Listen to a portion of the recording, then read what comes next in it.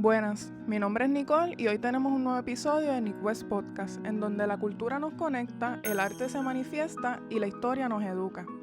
Mi nombre es Eusebio Álvarez Cruz, tengo 80 años, soy original de Arecibo, pero a los 5 años viví en Manatí hasta hace apenas 10 años. Mi papá se llamaba Eusebio Álvarez Ramos, mi mamá Gertrudis Cruz. Mi mamá era conocida en el barrio porque cantaba mucho tango y mucho pasodoble, con una voz excepcional. Y yo, cuando viajaba a México, a donde fui, a Jamaica, me la llevaba. De hecho, en Jamaica visito a Rita Marley, la esposa de Bob Marley, y me llevé a mi mamá, subimos un monte, y ellas hicieron una amistad tremenda. Sin embargo, a España, que era el sueño que yo la veía, no la pude llevar y viví un año en Madrid.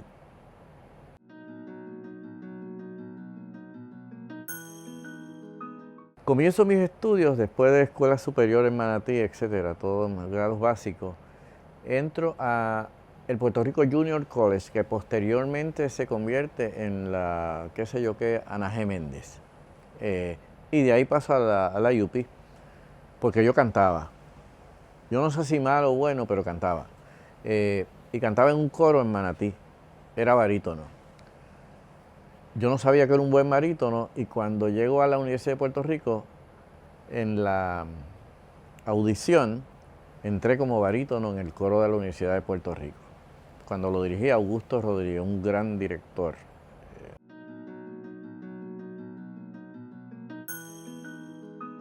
Alfa Rock surge porque todavía yo vivía en Manatí y entro a hacer un trabajo dentro del Canal 11, la empresa de Pérez Perry, y el trabajo fue un éxito. Una vez concluyo el trabajo, regreso a Manatí y aparece de nuevo por casa el hijo de Rafael Pérez Perry, Papo, que hicimos una gran amistad. Y me dijo, tengo otro problema y quiero que tú me ayudes a resolverlo. Y que le digo, Papo, es que tenemos una antena, una emisora que está apagada. Me llevó a verla por allá en un cerro en Jayuya, por allá no sé dónde. Hay que sacarla al aire o perdemos la licencia, que es lo que vale realmente. Y yo le dije, Papo, yo la hago, pero tiene que ser de rock, porque eso es lo que yo tengo ahí, discos de rock. Algo de jazz, pero mayormente de rock. Hazlo de lo que sea, pero métele mano, ¿tú te atreves? ¿Y tú eres locutor? Le dije, no, yo no soy locutor, pero olvídate, yo cambio la voz porque canté en un coro, en 2 coros, y sé modificar la voz para hablar como sea. Y así comienza la emisora, no tenía todavía nombre, WCAD, eran las siglas. Y llega, Papo tenía un carro que a mí me gustaba, y él tenía que viajar. Yo todavía vivo en Manatí y me lo dejó. Era un Alfa Romeo, un Alfeta GT. Lo traigo al aeropuerto y me lo llevo. Yo no había guiado carros estándar nunca. Para llegar a mi casa en Manatí había que subir una cuesta. Yo no sabía subir la cuesta con el dichoso carro, sino que llamaba a un amigo mío que guiaba carros estándar y él me subía la cuesta y después entonces se iba para la casa a pie. Y ahí aprendí, era un Alfa Romeo, producto de que Isla Verde Motor era el principal auspiciador del noticiero del Canal 11 en ese momento y tenían ese tipo de vehículos. Posteriormente ese carro Papo me lo regala, un Alfa Romeo, y cuando fundo la emisora, que la idea era sacarla al aire, era tocar música, y yo tenía muchos discos de rock y de jazz, por lo tanto ya estaba cumpliendo con el asunto de la licencia. Y el sonido empezó a pegar. Y ahí de momento me llaman unos periodistas que esa emisora que está pegada, que cómo se llama, y van a Manatí a entrevistarme. Y yo no sé cómo se llama, yo sé las siglas. Le digo las siglas, y uno me dice, no, ¿cómo que cuál es el nombre? Miro a la marquesina y veo la parte de atrás del carro, pero solamente vi Alfa Rock. Y como yo tenía muchos discos de rock, se llama Alfa Rock. Todavía cometí otro error. Me pidió la frecuencia y dije la frecuencia de Cacú, pero yo no sabía, es que yo no sabía. Y pero después lo corregimos, ¿no? De ahí sale el nombre del carro, de la parte de atrás del carro. La emisora estuvo activa hasta hace poco, cuando Papo ya se enferma, deciden vender la emisora y otros bienes ligados a la radio que ellos tenían. La compra una familia y actualmente la compra una cadena de emisoras cristianas de Estados Unidos, K-Love, que ellos tienen 400 emisoras en Estados Unidos. Y si tú la sintonizas, lo que oye es música cristiana en inglés.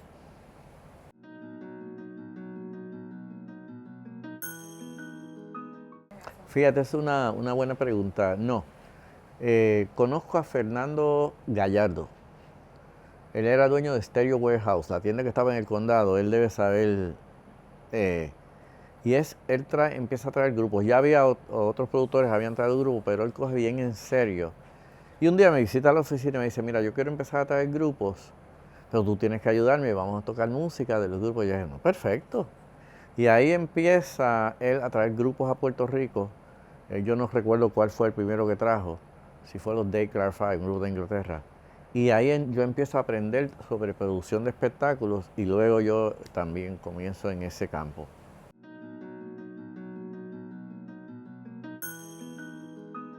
Sí, es una anécdota bien linda porque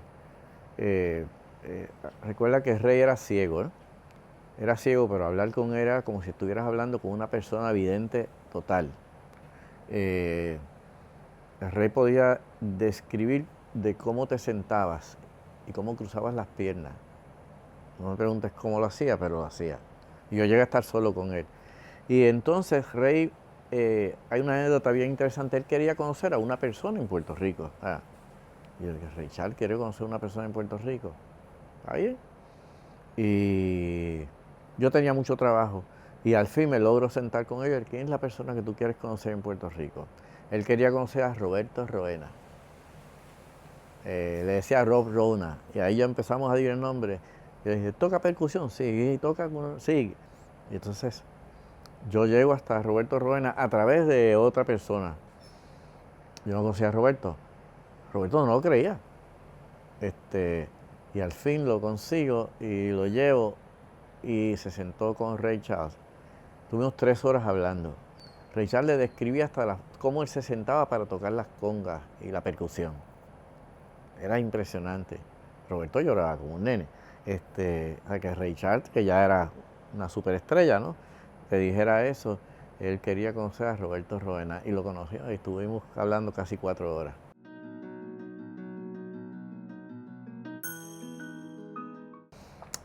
A la comunidad de Chicago, yo conocí a Chicago porque estuve tocando con un grupo en Chicago años anteriores. Iba a Chicago a menudo, una ciudad que me gusta. Es muy fría, pero me gustaba.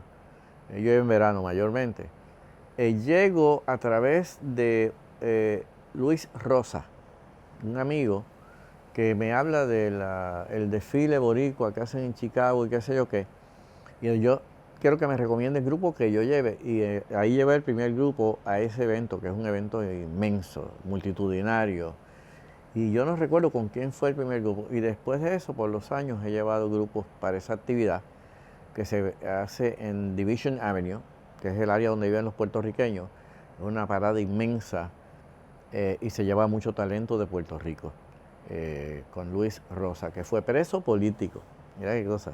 Y ahora vive acá en Puerto Rico, es productor tiene fincas, vende productos de esos que siembran los agricultores y todo. Pero a través de él fue que llegué ahí.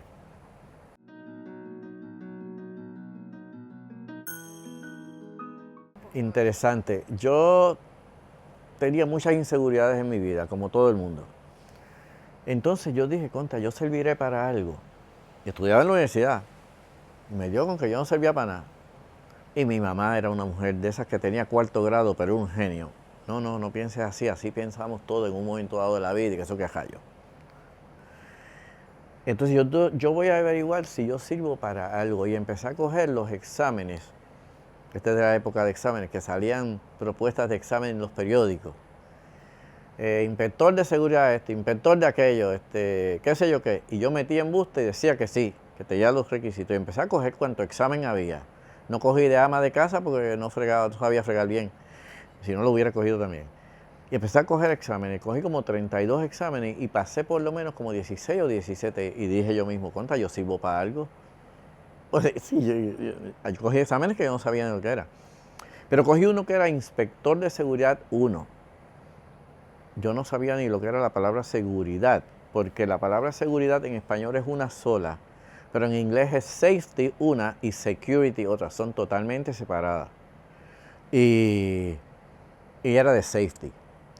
La cuestión es que lo cojo, lo pasé, y como a los 2 meses me llaman que había una plaza para inspector de seguridad 1. Iban a reclutar. Y yo fui.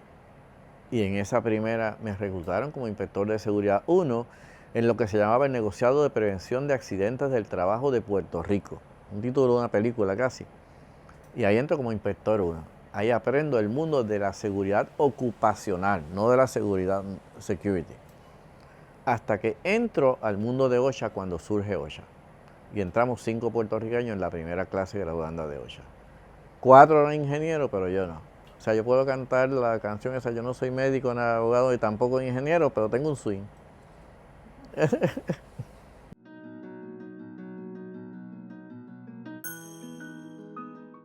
Oye, esa es una buena pregunta, de verdad. Esa es una buena pregunta porque yo he pensado en eso, pero he pensado en 5 cosas, no en una.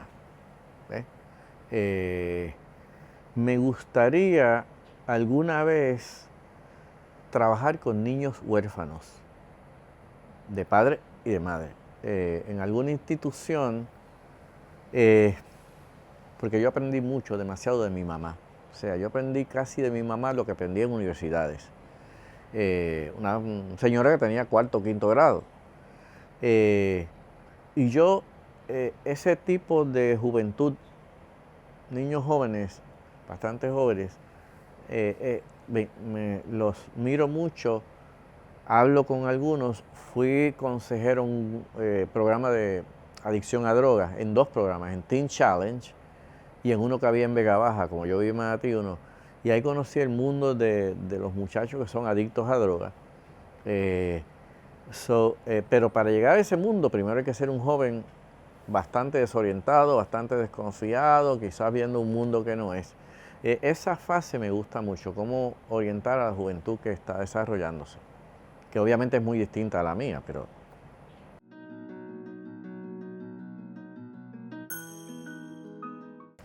Wow, eso sí que está bien loco. Nada, que me recordaran como una persona que pues triunfó, porque no le tenía miedo a dar un paso. Y segundo, que me recordaran por muchos jóvenes a quienes yo le hablé y los dirigí hacia una conducta y un camino más recto. Algunos de ellos exadictos a drogas. Principalmente a los jóvenes adultos, no jóvenes, porque esos van, que no se quiten, que crean en sí mismos. O sea, que escuchen más música y todo tipo de música, desde la música clásica. La música es transformadora, yo hablo con muchos músicos y todos tienen una experiencia que me cuentan que no se las cuentan a casi nadie. Yo creo que la música tiene un poder increíble. Y qué bueno que esa parte de Puerto Rico ha trabajado muy bien. La radio, el fenómeno de Bad Bunny, nadie esperaba un fenómeno.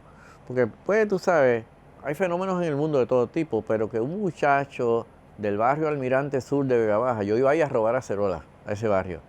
Ahí estaban las fincas de acerola de una compañía que hacía muchas cosas de acerola. Y él es de ese barrio, del barrio Almirante Sur. Y yo creo que él ha impactado el mundo, quizás comiendo acerola, no sé. Dicen que esa es la vitamina más completa que existe. Yo comí mucha acerola.